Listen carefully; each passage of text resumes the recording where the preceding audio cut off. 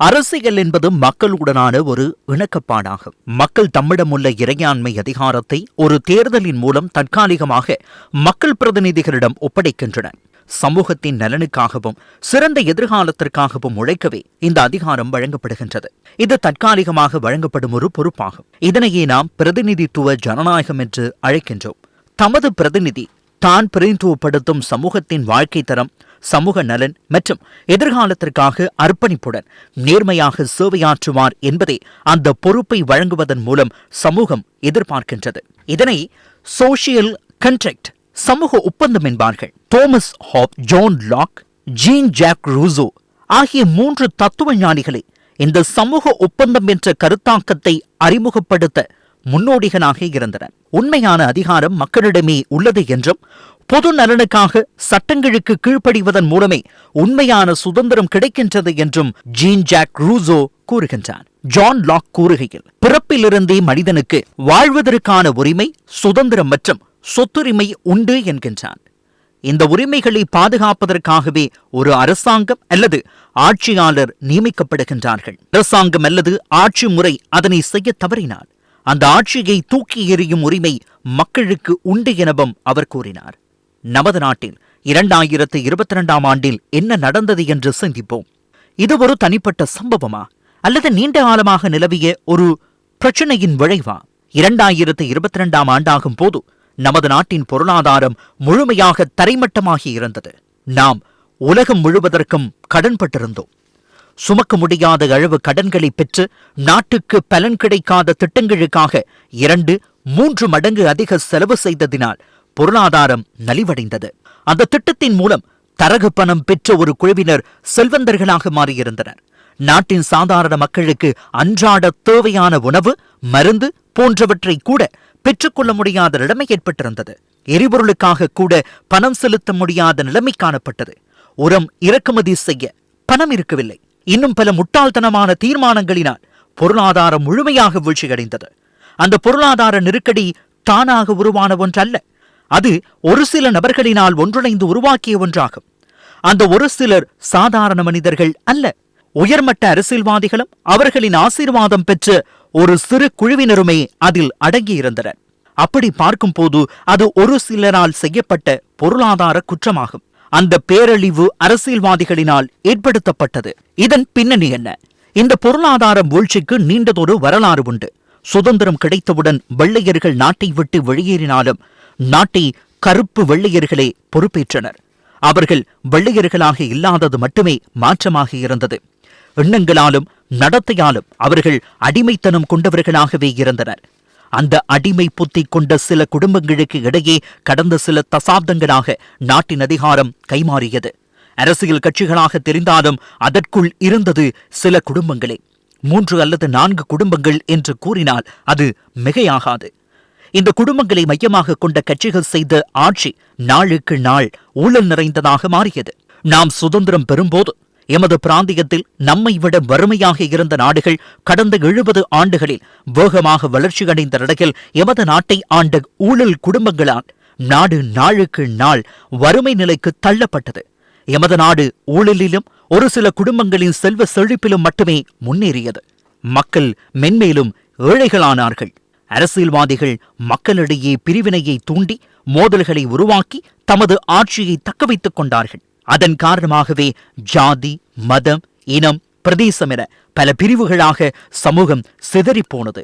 2022இல் நாடு வீழ்ந்திருந்த நிலையின் அரசியல் வரலாற்று பின்னணியே இதுவாகும். இறுதியாக 2022இல் நாடு பூஜ்ஜியத்திற்கு வீழ்ந்த நேரத்திலும் ஆட்சியாளர்கள் என்ன செய்தார்கள்? எஞ்சியிருந்த $500 மில்லியன் கையிருப்பு நிதியை கமிஷன் பணத்திற்காக கடனை திருப்பி செலுத்த பயன்படுத்தினார்கள். பொறுமையில் அந்த மக்கள் தீர்மானமொன்றுக்கு வந்தார்கள். இனி போதும் என்றார்கள். 70 வருடங்களாக சமூகம் பிரிந்திருந்த அனைத்து பிரிவினைகளையும் மறந்து ஒட்டுமொத்த சமூகமாக ஒன்றாக இணைந்தார்கள். ஒட்டுமொத்த சமூகமும் ஒன்றாக இணைந்தது.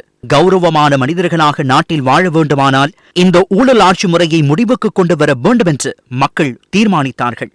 அந்த தீர்மானத்தின் அடிப்படையில் உருவான அலையே கோட்டா கோ ஹோம். 2022 ஏப்ரல் 9 அன்று காலிமுகத்திடலில் திரண்ட மக்கள் அஹிம்சை வழியில் தமது அதிகாரத்தை காட்டினார்கள். கோட்டா கோ கம என்ற பெயரில் ஒரு தொடர்ச்சியான சமூக இயக்கமாக மக்கள் அங்கேயே தங்கியிருந்தனர். மற்றொரு குழுவினர் மைனா கூகம என்ற பெயரில் அலரி மாளிகைக்கு அருகில் தமது எதிர்ப்பை தெரிவித்தனர். இவர்களில் பெரும்பாலானோர் இதற்கு முன்னர் ஒருவரையொருவர் தெரிந்தவர்கள் அல்ல. ஆனால் அவர்களுக்குள் ஒரு பொதுவான ஒற்றுமை இருந்தது. அவர்கள் அனைவரும் இந்த சமூகத்தில் ஏற்பட்ட வீழ்ச்சியாலும் சுரண்டல்களாலும் பாதிக்கப்பட்ட பிரஜைகளாக இருந்தனர். அதற்கு மதம், இனம், கல்வித்தரம், வாழும் பிரதேசம் என எந்த பாகுபாடும் தடையாக இருக்கவில்லை. அது நவீனத்துவத்தை நோக்கிய சமூக மாற்றத்திற்காக நமது சமூகம் அடியெடுத்து வைத்த ஒரு சந்தர்ப்பமாகும். ஆனால் ஆட்சியாளர்கள் இந்த மாற்றத்தை புரிந்து கொண்டார்களா? இல்லை.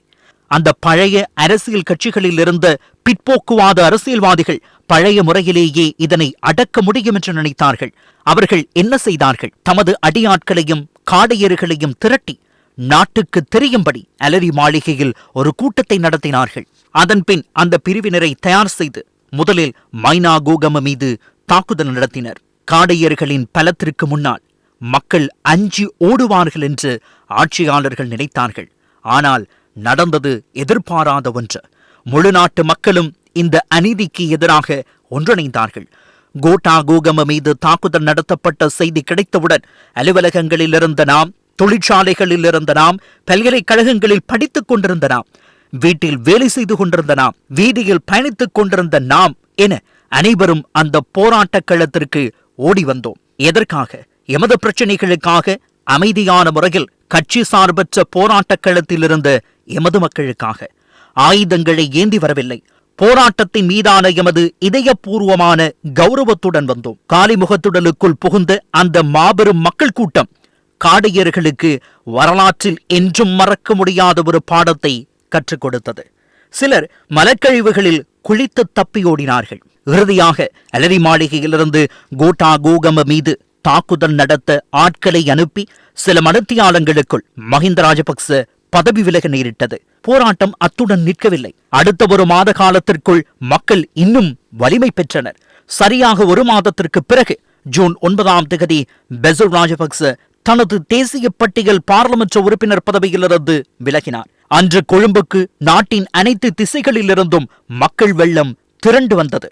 ஜூன் 8 திடீரென விதிக்கப்பட்ட போலீஸ் ஊரடங்கு சட்டத்தால் நிறுத்தப்பட்டிருந்த ரயில் சேவைகளை மீண்டும் ஆரம்பிக்க செய்து மக்கள் ரயில்கள் மூலம் கொழும்புக்கு வந்தனர். போராட்டக்காரர்கள் மீது கண்ணீர் புகை மற்றும் நீர்த்தாரை பிரயோகங்கள் மேற்கொள்ளப்பட்ட போதிலும் அவற்றை பொருட்படுத்தாது மக்கள் முன்னேறினர். ஆயிரக்கணக்கான மக்கள் ஜனாதிபதி மாளிகையை சுற்றியிருந்த தடைகளை உடைத்துக் கொண்டு ஜனாதிபதி மாளிகை மற்றும் ஜனாதிபதி செயலகத்துக்குள் நுழைந்தனர். பின்னர் அலரி மாளிகையையும் கைப்பற்றினர். ஜனாதிபதி கோட்டாபய ராஜபக்ச நாட்டிலிருந்து தப்பியோட வேண்டிய நிலைமை உருவானது. இவை அனைத்தும் கையில் ஒரு மணல் துகளோ அல்லது கல்லோ இல்லாத அகிம்சையை பின்பற்றிய மக்களால் கொடுக்கப்பட்ட அழுத்தத்தால் நிகழ்ந்தன.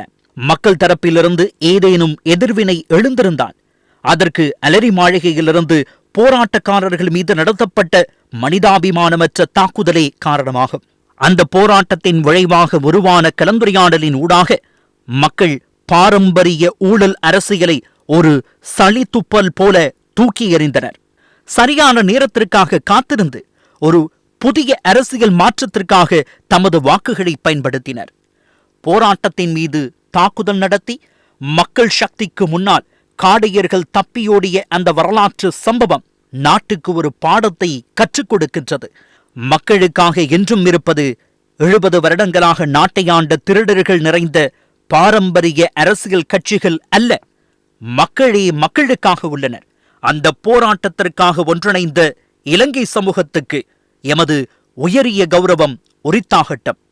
அந்த நோக்கங்களை கொள்ளையடிக்க மீண்டும் பல்வேறு வேடங்களில் வரும் பழைய சக்திகள் குறித்து மக்கள் விழிப்புடன் இருக்க வேண்டும்.